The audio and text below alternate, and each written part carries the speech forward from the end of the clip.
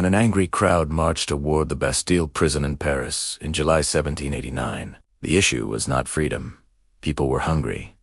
Money had become worthless. With a full day's wage, a person couldn't even buy a loaf of bread. They were unable to sustain their lives. From the outside, France still looked strong. The Palace of Versailles was shining.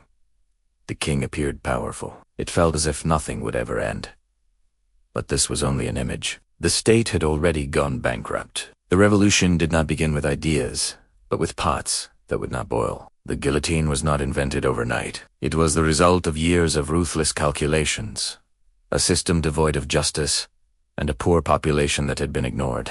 In the 18th century, France was actually very wealthy. Its population was large, its lands were highly fertile, and it was virtually challenging the world. Yet in reality, the financial structure had collapsed. Taxes were not collected by the state, but by private individuals. These people squeezed the peasants and pocketed the excess money they collected. The rich paid no taxes, while the poor bore the entire burden. Those at the top consumed the state's money, while the people were left almost breathless. On top of all this, wars broke out. The War of the Austrian Succession, the 7 Years' War, and the American War of Independence. Supporting America looked like a clever move against Britain. But for France, it meant financial collapse. The state had accumulated so much debt that more than half of its income went to interest payments. Think about it. Out of every 100 liras you earn, 50 go to debt before the money even reaches you on. You keep borrowing. This is unsustainable.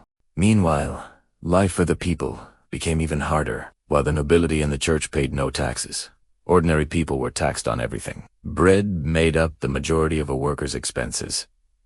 When farmland became less productive, prices soared. People went hungry. Bread riots in Paris began before the fall of the Bastille. Hunger was a stronger desire than politics.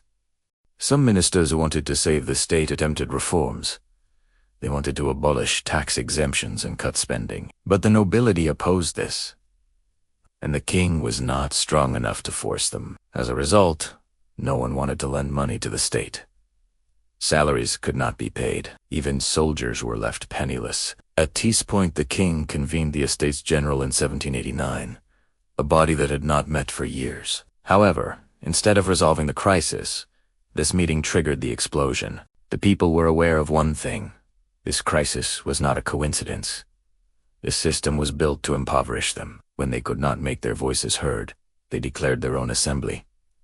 Shortly after, the Bastille fell. This is how the French Revolution began. The monarchy collapsed, but the problems were far from over. The new assembly inherited an empty treasury and an enormous debt. People expected freedom, yet hunger and misery still stood before them. The revolutionary government needed money and came up with a brilliant idea: confiscating church lands and using them as collateral to issue paper money. This money was called the assignat.